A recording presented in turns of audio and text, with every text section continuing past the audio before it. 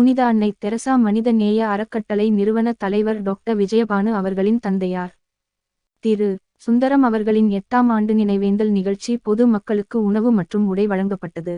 300க்கும் மேற்பட்டோர் பங்கேற்பு. வேலூர் மாவட்டம் காட்பாடியை மையமாக கொண்டு புனித அன்னை தெரசா மனித நேய அறக்கட்டளை கடந்த 14 ஆண்டுகளாக இயங்கி வருகிறது. பெயருக்கு ஏற்றாற்போல் மிக அமைதியாக எவ்வித விளம்பரமும் இல்லாமல் பல்வேறு நலத்திட்டங்களை பொதுமக்களுக்கு அறக்கட்டளை சார்பாக மாதம் தோறும் வழங்கப்பட்டு வருகிறது.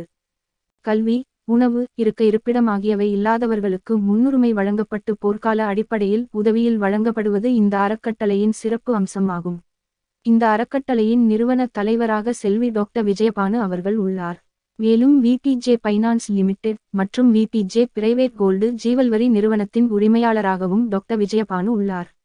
நிறுவன தலைவர் அவர்களின் தந்தையார் திரு சுந்தரம் அவர்களின் 8ஆம் ஆண்டு நினைவேந்தல் நிகழ்ச்சி வேலூர் பழைய பேருந்து நிலையம் திருவள்ளுவர் சிலை அருகே அனுசரிக்கப்பட்டது.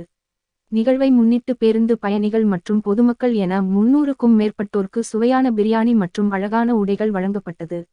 பயனாளிகள் போட்டி போட்டு உணவு உடைகளை வாங்கி சென்றனர்.